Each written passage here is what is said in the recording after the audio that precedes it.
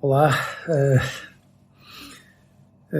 estamos de novo a marcar encontros no contexto da Escola Amiga da Criança e daquilo que é um tema que em muitas circunstâncias acaba por trazer inúmeras dúvidas, questões, dificuldades às escolas, aos professores e aos pais. E portanto nessas circunstâncias, nos próximos minutos, iremos conversar sobre bullying, se estiverem de acordo. Quero agradecer-vos imenso o facto de terem estado. Sabemos que, pelo número de inscrições, uma iniciativa destas acaba por representar uma responsabilidade imensa, quer para uma iniciativa como a Escola Amiga da Criança, quer para todos nós que, de uma forma ou de outra, como pais, como técnicos, como professores, acabamos por estar implicados nas questões das escolas e queremos muito que elas funcionem de forma mais amigável, se preferirem, para as crianças. E quero muito dizer-vos que uma conversa como esta será uma primeira conversa, se entenderem. Eu tenho todo o gosto de estar ao vosso dispor para todas as questões que depois surjam depois de uma conversa como esta, de forma a que depois possamos aprofundá-la, desenvolvê-la, traduzi-la em questões de natureza prática. Assim entendam que eu, em particular, e o projeto Escola Amiga da Criança pode ser útil para vós. Devo dizer-vos, começando pelo princípio, e pedindo-vos que não fiquem já zangados comigo nos próximos minutos, que eu acho muito importante que conversemos acerca da agressividade. É uma coisa acerca da qual nós conversamos muito pouco. Aquilo que nós vamos observando em muitas circunstâncias é um slogan que a mim me tira do sério, como às vezes com vulgaridade todos dizemos. Quando eu ouço aquelas frases feitas, absolutamente imbatíveis e sem direito a perguntas, faz lembrar algumas conferências de imprensa de alguns políticos, quando alguém afirma que as crianças são muito cruéis umas para as outras, ponto. E eu fico sempre sem jeito. Primeiro porque quem diz isso não dá muita margem a uma discussão séria. Depois porque quem escuta isso habitualmente se encolhe um bocadinho e não põe perguntas, não põe dúvidas, não interpela, não põe em causa sequer. E porque finalmente fica a ideia que as crianças são cruéis e os adultos são exemplares. Eu tenho para mim que as crianças, quando decidem ser agressivas umas para as outras, têm imensa virtude de o fazer de frente, olhos nos olhos, e os adultos, sejam pais ou professores das crianças às vezes, o fazem em muitas circunstâncias pelas costas, o que não é bonito. Dir-me-ão assim, mas são cruéis ou não são cruéis? Vamos lá ver. Uma crueldade é uma verdade que se joga sobre alguém com a finalidade de magoar essa pessoa. E, portanto, se a intenção é mesmo magoar, e se isso se faz uma vez, duas, três, claro que são cruéis nessas circunstâncias. Evidentemente que nós devemos pôr outra questão, que é, mas as crianças são naturalmente assim? Não são naturalmente assim. E aqui é que começamos a entrar nas zonas sensíveis, que talvez vos deixem um bocadinho zangados no primeiro momento. Claro está. As crianças não aprendem a ser assim se não forem sentindo isso da parte dos pais, como se consegue compreender. As crianças até podem aventurar-se a fazer isso quando andam à bulha com os irmãos, mas se entenderem que os pais funcionam como uma entidade reguladora em relação a muitas coisas, mesmo em relação a esses atos, então, nessas circunstâncias, elas aprendem a fazer uma coisa que é indispensável em toda a nossa vida, que é aprendem a ser agressivas com lealdade e com maneiras. A agressividade faz bem à saúde, que fique claro. Nós não podemos ser pãezinhos sem sal. Nós precisamos ter alma. E quando nós temos alma e alguém nos magoa, mesmo sem querer, a nossa primeira reação é encaixar o golpe e a seguir, naturalmente, quando não nos sentimos muito magoados, enchermos o peito de ar e pormos os pontos nos is. Se tivermos experiência a pôr os pontos nos is, falemos com elegância, até com charme, se for possível, mas a verdade é que muitas vezes não é. Primeiro porque não estamos tão habituados a ser magoados assim, que bom, e depois porque há pessoas que nos magoam de uma forma tão eruptiva, tão brutal, que aquilo dói imenso. E, portanto, quando damos conta de quanto nos doeu, ainda estamos a ganhar fogo, já a pessoa se foi embora e não tivemos a oportunidade de lhe responder como deve ser. Claro que eu gosto muito que as crianças andem à bulha. Eu costumo dizer que a agressividade e a bulha são patrimónios da humanidade, e é verdade.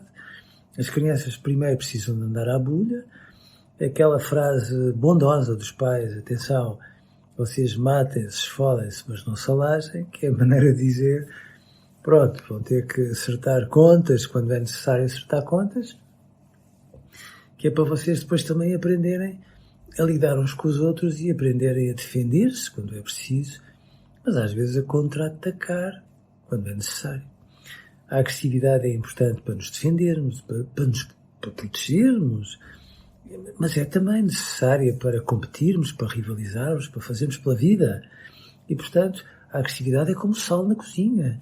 Há um quanto baste que é indispensável para que nós possamos ir a jogo e para que nós nos possamos tornar desenvoltos, robustos, de alguma forma capazes de ser guerreiros, o que dá um jeito imenso. Portanto, não vale a pena nós hoje adotarmos aquela ideia de que as crianças hoje são muito mais agressivas do que eram. É mentira. E é mentira por uma razão simples. Porque elas são tão muito... Nós amamos-las melhor. E porque nós as amamos melhor, elas também são melhores pessoas. Às vezes parece diferente. Porquê? Porque, enfim, eu costumo dizer que as pessoas, quando têm um coração muito grande tem que vir sempre equipado com quanto baste de mau feitio. E às vezes, em relação ao mau feitio dos filhos, os pais ficam naquela, então e agora como é que eu digo que não? Vou explicar 20 vezes, aviso outras 30, resmungo, ameaço.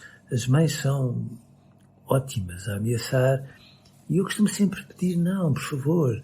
Em relação aos nãos que as crianças precisam de ter para crescer, os pais não podem perder de vista isto. As crianças balizam-se pelo comportamento dos pais. Regra geral, os pais podem dormir descansadíssimos porque dão bons exemplos. Portanto, os bons exemplos dos pais são uma coordenada fundamental. Bom, e depois balizam-se pela atitude tendencialmente coerente e constante em relação aos não. E aqui é que às vezes os pais escorregam, porque quando estão para ali virados avisam 1, 2, 10, 20 e as crianças funcionam um bocadinho como uma confederação sindical. Quem avisa 20 vezes, a coisa muito bem conversada avisa 22, e a certa altura temos os pais a dizer eu já fiz tudo, já tentei tudo e nada funciona. Porquê? Porque no entretanto fazem inúmeras coisas bem feitas, mas falta a regra. Às vezes não precisam de avisar 20, precisam de avisar 2, e a certa altura a regra ser, a terceira não se discute, é a regra da mãe e do pai. Mesmo que as crianças, a determinada altura, apesar de terem um coração deste tamanho e os pais a mesma coisa, percebam que à segunda o olhar da mãe, o olhar do pai já mete um bocadinho de medo, que é como quem diz, bom, estamos a chegar a um semáforo amarelo, é a altura de parar antes que isto vá até ao vermelho e tudo sobre para mim.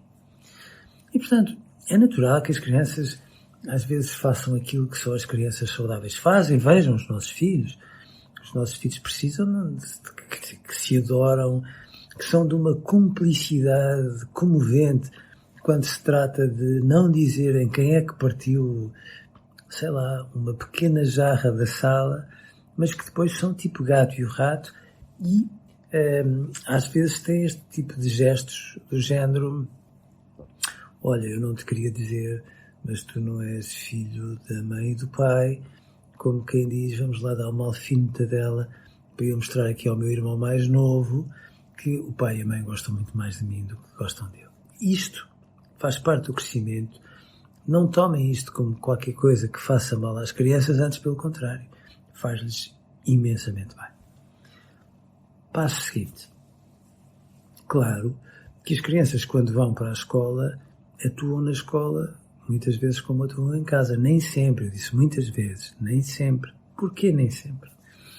Porque as crianças em casa, quando sentem que têm muito palco e são muito primeiras figuras, às vezes chegam à escola e quando a mãe, sobretudo a mãe, vai à escola falar com a educadora ou com a professora e espera que a professora ou a educadora diga: mas ele faz um berreiro fora de lugar e não respeita as regras, etc, etc, etc.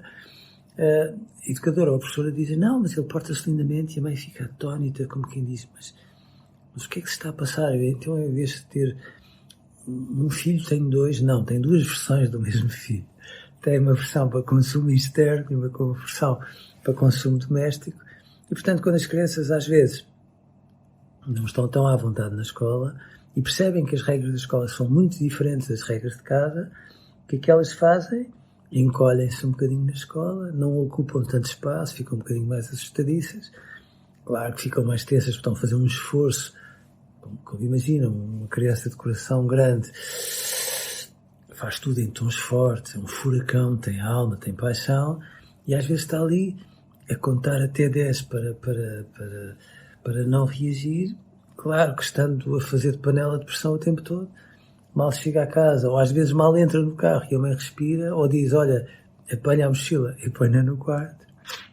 Temos uma cena com efeitos especiais, como todos nós, aliás, conhecemos.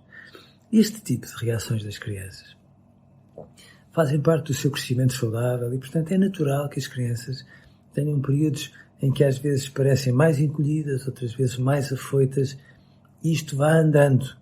E depende depois também um bocadinho das turmas, da maneira como elas se organizam e como se organiza a escola a este nível. Acontece, todavia, que às vezes nós, em relação à agressividade, temos um discurso muito hipócrita. Nós achamos que as crianças hoje são mais hiperativas, eu rio-me. Lembro sempre que as crianças começam a trabalhar às 8 da manhã e às vezes acabam de trabalhar às 8 da noite. Eu gostava que me dissessem como é que alguém com tantas horas de trabalho consegue ser calmo, sereno, bucólico, bem disposto, etc. Às vezes anda ali numa nervoseira fora do lugar. As crianças têm muito mais tempos de aulas do que deviam. Poupou-se, então na pandemia mais vale nem falar, poupou-se cada vez mais no tempo dos recreios. Às vezes acha-se que fazer aulas de compensação é melhor do que lhes dar mais recreio. Quanto mais recreio dentro do razoável, evidentemente, mais as crianças são saudáveis e mais as equilibra. E já agora, melhor aprendem. Às vezes as escolas é que temem em não aprender. E, portanto, é natural que as crianças, às vezes, de tão fechadas, vejam uma aula de 90 minutos, com alguém sempre a dizer: estejam quietos, estejam calados, ali numa tensão fora do lugar. Claro que quando toca para eles virem cá para fora, é uma avalanche de crianças, uma correria pegada, e mesmo assim eu acho que nunca chega. Com recreio de 10 minutos, não me canso de chamar a atenção. Dá 3 minutos para ir à casa de banho, 3 minutos para brincar, 3 minutos para comer o pau, fica ali um para os trocos. Pergunto-vos como é que as crianças crescem saudáveis com recreios assim. A escola um dia tem que pensar melhor e refazer, reorganizar os tempos, tomando em consideração a importância fundamental dos recreios. Seja como for, as crianças precisam andar à bulha. E reparem, primeiro andam à bulha, andar à bulha às vezes é andarem a picar-se umas às outras, às vezes com pormenores que eles vão depreciando. Em casa, nas vossas casas, o clássico dos clássicos é o vosso filho mais velho chamar ao mais pequenino bebê, é um insulto ao qual ele não reage muito bem. Que é como quem diz, mas quem é que te dá o direito de me desconsiderar desta maneira? Mas às vezes não, às vezes é aquela experiência que têm deles quererem justamente o brinquedo um do outro, nunca se satisfazem com os deles, satisfazem-se com os do outro, e quando se dá conta é um rebuliço, uma zaragata que faz com que eles, de facto, aprendam a jogar a agressividade dentro dos parâmetros dos pais. Claro, quando se tem filhos, adolescentes, rapazes, adolescentes sobretudo, às vezes não é só esta picardia, às vezes chega-se a vias de facto e não vem daí mal ao mundo. Lá está, mais uma vez, a mãe e o pai, consoante a gravidade das coisas, têm que pôr aqueles ímpetos mais arredondados. Portanto, eles vão ter que aprender a ser agressivos com lealdade e com maneiras. Coisa que os adultos não sabem. Os adultos, muitas vezes, quando se zangam, vejam os adultos, na versão de alguns parlamentares portugueses, não são capazes de ser guerreiros nos argumentos, sérios mas leais. Às vezes gritam, dão murros nas secretárias. Como é que pode ser? São mal educados quando se zangam. E, portanto, nós queremos que, de facto, as crianças saudáveis sejam bem educadas e aprendam a ser agressivas. Porque isso as faz crescer.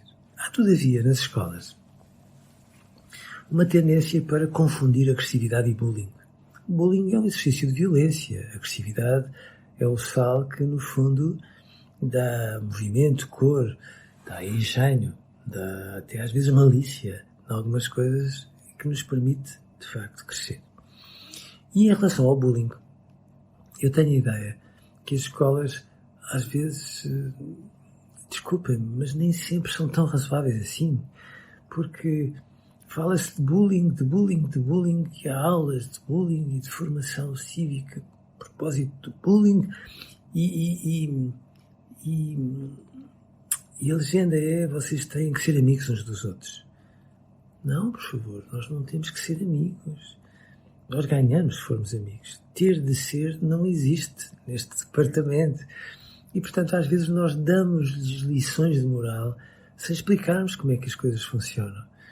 Vejam, quando se compete, bom, para nós ganharmos alguém tem que perder, para nós ficarmos tristes alguém tem que... Para nós ficarmos contentes alguém tem que ficar triste.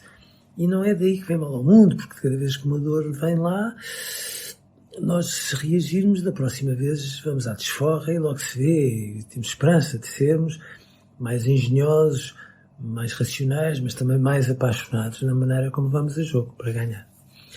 Acontece que nas escolas o bullying se tornou quase uma espécie de slogan. As crianças fazem bullying umas em relação às outras. Não, o assédio moral nas empresas ou nas escolas também é bullying. Bom, os adultos fazem bullying em relação às crianças e os adultos fazem imensamente mais bullying entre si, mesmo que às vezes não levantem a voz, ou como eu vos dizia logo no início, às vezes o façam nas costas uns dos outros. Claro que eu não gosto que as crianças se agridam naquele registro do género: agora vamos eleger uma vítima e vamos lhe infernizar a vida. Isto não. Isto já não é a bulha. Isto já é uma coisa grave. Isto já é uma forma de maltratar um amigo ou um amigo potencial. E neste maltrato não vale a pena nós termos a noção de que as crianças de estratos socioeconómicos desfavorecidos têm mais episódios de bullying. Por favor, esqueçam. Não é verdade. As crianças têm mais episódios de bullying consoante, desculpem-me, os maus exemplos com que vão lidando em casa perante estas coisas. Portanto, há crianças que não são sossegadas, os pais não as conseguem tranquilizar e parecem tão agitadas que às vezes só conseguem ter episódios de bullying sobre os amigos. Há crianças que não, parecem que não partem um prato, como as pessoas dizem, mas que depois à socapa são capazes de infernizar e de maltratar os colegas. Isso também é bullying e, portanto, quando se magoa com a intenção de magoar, sim, é bullying. E quando se faz isso sem reparação possível, ou seja, quando se faz sem remorso, sem vergonha, sem culpabilidade, E se faz uma vez, e duas e três, claro que isso sim é bullying. Dir-me-ão assim, essas crianças são doentes. Essas crianças estão a precisar muito de ajuda, é verdade que estão, de alguém que as ajude a perceber que não é dessa maneira que elas se vingam de coisas que estão desarrumadas na vida delas, mesmo que a pessoa que elas vitimizam tenha as boas notas que elas gostariam de ter ou tenha o sucesso com os amigos que de alguma forma elas pretenderiam para si.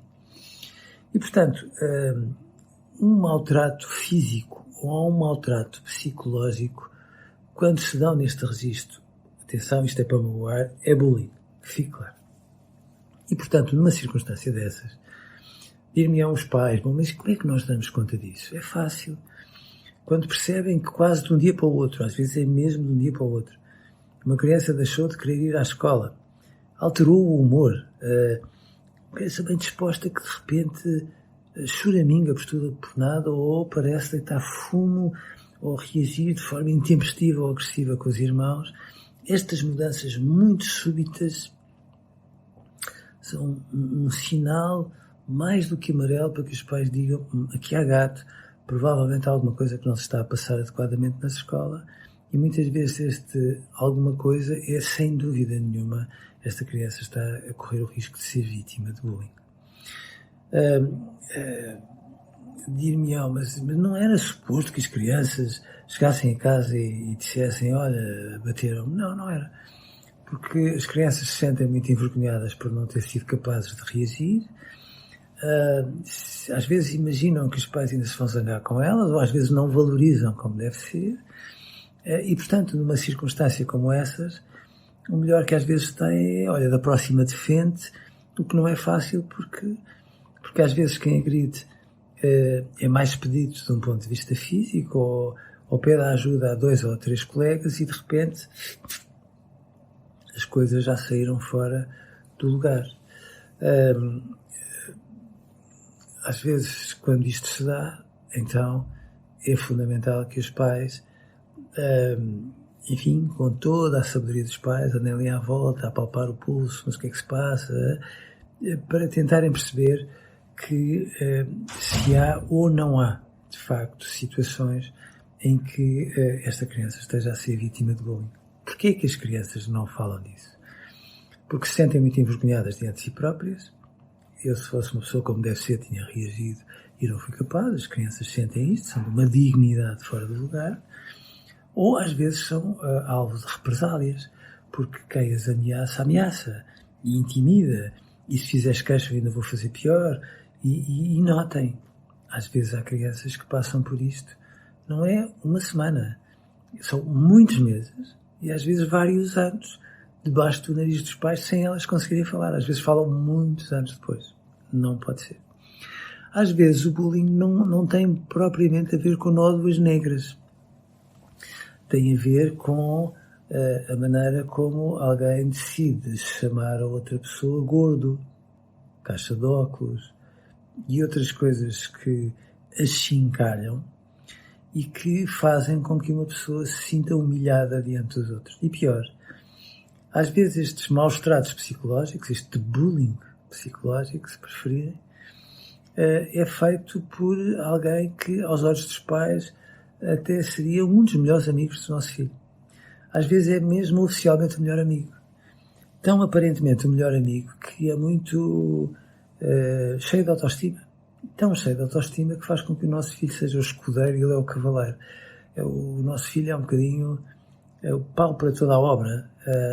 E pior do que isso, este bullying acaba por fazer com que os nossos filhos não possam ter outros amigos, porque se de alguma forma saem dentro dessa intimidação, vêm de lá logo ameaças de represálias e outras coisas do género que fazem com que os nossos filhos andem sempre ali num sufoco. Pior, às vezes nós, no nosso bom senso de pais, dizem, olha, mas não queres convidar o João, a Maria, o tal bully oficioso, mas oficialmente o melhor amigo dos nossos filhos, para vir cá passar o fim de semana, e os nossos filhos não têm coragem, portanto andam neste tormento permanentemente. E aqui sim, por favor, Se sentirem que as relações que os vossos filhos estão a ter com alguém que presumivelmente seria o melhor amigo não são relações paritárias, de igualdade, mas são relações oblíquas, em que ele parece ter demasiada ascendência sobre o vosso filho, por favor, não sejam socialmente corretos e, portanto, reservem-se o direito de ter uma opinião em relação aos amigos dos vossos filhos. E se entendem que aquela relação entra no patamar do não me cheira sábio dos pais, então têm que ter direito a intervir. Olha, não estou a gostar, ora, tu vais alterar, ou no limite chegarmos um bocadinho à frente e dizermos a esse melhor amigo ou melhor amiga dos nossos filhos: olha, vamos lá ver, nós não nos podemos zangar e, portanto, vamos ter que nos zangar como deve ser. Os pais com as escolas têm que ter este músculo. As escolas, às vezes, desculpem-me, têm sempre a ideia de que não podem estar em todo lado ao mesmo tempo, e é verdade. E é verdade. Ninguém quer isso, aliás. Nem ninguém quer câmaras em todo lado e mais algum. Agora, o que é muito importante é que as escolas percebam que não podem ter atenção aos episódios avulsos, mas têm que ter atenção aos episódios continuados. Toda a gente na escola sabe quem é que atormenta quem é que achincalha quem, e, portanto, não vale a pena, nessas circunstâncias, dizer-se: olha, vocês têm que ser amigos. Mas, às vezes, quem achincalha tem um apelido forte, tem pedigree, como às vezes se diz na escola, e é alguém que, aos olhos da escola, é, enfim, uma criança em relação à qual se torna um bocadinho embaraçoso falar com os pais, porque os pais têm alguma preponderância social, porque os pais às vezes se chamam com facilidade e as escolas se encolhem do princípio ao fim, ou porque, em muitas circunstâncias, as escolas fazem uma coisa que eu acho muito mal, fazem uma espécie de processo sumário, trazem o agressor e o agredido, a vítima e o vitimizado, fazem uma espécie de tribunal e às vezes ainda acabam a penalizar os dois. Bom, quem magoou e quem foi vítima, como se quem foi vítima, enfim, já não lhe bastasse o facto de ter sido vítima. E, portanto, as escolas têm que tomarem atenção que maltrato não significa Comissão de Proteção de Menores, mas, para todos os efeitos, significa que, quando uma criança incorre uma vez, duas vezes, muitas vezes, continuadamente numa situação destas, os pais dessa criança são responsáveis por tudo isso. Têm que ser chamados um bocadinho à razão. E se no absurdo dos absurdos, que eu não acredito que possa acontecer, mas que sei que de vez em quando sucede, os pais disserem assim: mas isso não é um problema meu, é um problema da escola, passa a ser um problema da Comissão de Proteção de Crianças e de Jovens, porque se os pais não percebem a dimensão dos atos que os filhos protagonizam, mesmo quando põem em causa as outras crianças, mal vai o mundo. É evidente que, às vezes, quem maltrata os nossos filhos são filhos de nossos amigos, o que é um embaraço de todo tamanho. Como é que agora nós vamos dizer? Porque, às vezes, os nossos amigos são nossos amigos até àquele momento. Ficam melindrados. Não, o meu filho não pode reagir assim, outras coisas do género. E, portanto, os pais vão andando. O que é certo é que as escolas não podem deixar de tomar em consideração estes atos como atos graves. E que atos que, mesmo quando são protagonizados por aquelas crianças que aparentemente são sonsas e que têm ali um grupo de 3 ou de 4, do qual elas são um bocadinho o cabecilha, não pode tomar em consideração que lá por esta criança, supostamente o cabecilha, com muitas aspas, como devem imaginar, acaba por ser persuasivo e utilizar às vezes até as redes sociais para maltratar e achincalhar. As escolas não podem dizer assim: não, mas ele é um aluno de 5, não se porta mal. Todas as crianças saudáveis se portam mal. Mal porta-se a escola se achar que lá, porque a criança tem um apelido com peso, ou porque tem uma média de 4 ou de 5, não tem o direito a ser advertida e castigada, se for o caso disso, quando maltrata continuadamente os outros. As escolas às vezes chutam para canto. Já estamos em maio. Agora é só deixar passar este bocadinho, chega-se ao fim do ano e isso tudo se resolve. O tempo nunca resolve nada. Nas escolas, na vida privada, na vida pessoal, na vida amorosa, o tempo só complica. E, portanto, nem que seja em junho, os pais têm a obrigação de exigir à escola paciência. Eu quero uma medida para que, de um ponto de vista moral, o meu filho perceba que eu fui forte o suficiente para pedir contas à escola e que a escola foi justa, sem dúvida, para, fosse quando fosse, dizer assim, isto não passa em claro.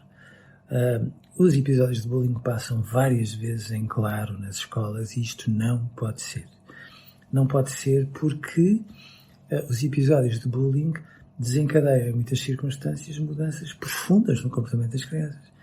E já agora mudanças profundas no rendimento das crianças. São aquelas crianças que têm um rendimento muito bom e que de um dia para o outro começam a constipar as notas e a constipar as notas e a constipar as notas, os pais a zangarem-se com elas, a escola a perguntar o que é que lhe aconteceu, está tudo bem em casa, quando aquilo que se passa é que não está tudo bem, é na escola, porque elas são vítimas de tudo isto. E, portanto, as escolas têm que tomar estas medidas, informalmente podem perceber perfeitamente, é fácil, valha-me Deus. As crianças, por mais que se tentem esconder, nunca são sagazes a esse ponto.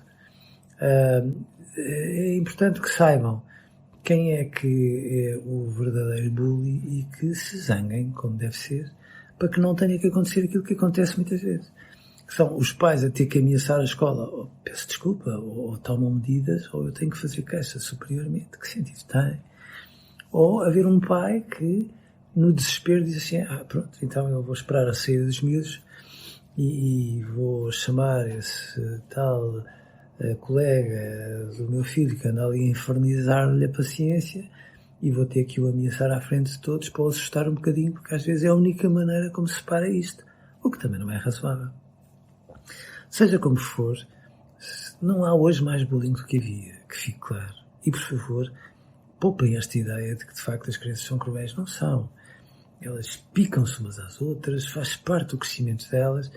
Agora, violentar amigos é uma coisa que sempre existiu e que merece ser sinalizado, porque, como se compreende, as crianças que o fazem sistematicamente, o que é que ganham? Nada. Terem um medo dos outros não significa terem o respeito da parte deles. Onde é que se vai com isso? A lado nenhum. E, portanto, isso é urgente que se pare. Urgente. Um episódio de bullying não se pode prolongar por um ano letivo. Não se pode prolongar por um período do ano letivo. Se prolongar por um período, por 1 ou 2 meses, já não estamos no amarelo, já estamos no vermelho, porque tudo se compromete. Há crianças que se viram e de repente eram sociáveis e passam a ser tímidas, quase a versão infantil do homem invisível, porque já não sabem onde se meter no meio de tanta vitimização que acabaram por ser, que altera o rendimento escolar, a maneira de estar, a maneira de se relacionar com os irmãos. Não pode ser. O bullying para as vítimas faz-lhes muito mal e, portanto, nós não podemos deixar que se prolongue e as escolas não podem ser, desculpem, negligentes a esse ponto. Mas os pais também não.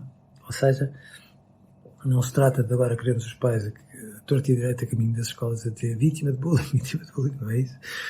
Mas queremos que os pais, no seu bom senso, depois de andarem ali a palpar o pulso, não é, aconteceu, não aconteceu, se sentem que aconteceu, discretamente falem com o diretor de turma, olha, não quero aqui estar a levantar uma nuvem de fumo, mas não ajude-me a tentar perceber o que é que se está a passar, fico com esta impressão que há aqui um colega ou outro que se pode estar ali a meter com o meu filho durante o recreio, até pode não ser da mesma turma, mas isto devagarinho esclarece-se e com um músculo sereno, obviamente, estas crianças que também não estão bem e não podem continuar assim, como vos disse, ao longo do seu crescimento. Estas crianças que vitimizam precisam, obviamente, de ajuda e os pais, inevitavelmente também, sem fazer disto um drama, um caso clínico, ou seja o que for, mas sem banalizarmos isto como se fosse uma espécie de onda, uma epidemia atípica que de repente assolou as escolas e que toca a todos. Isto para vos dizer, nesta primeira conversa sobre bullying, que nós devíamos ter estas coordenadas muito presentes.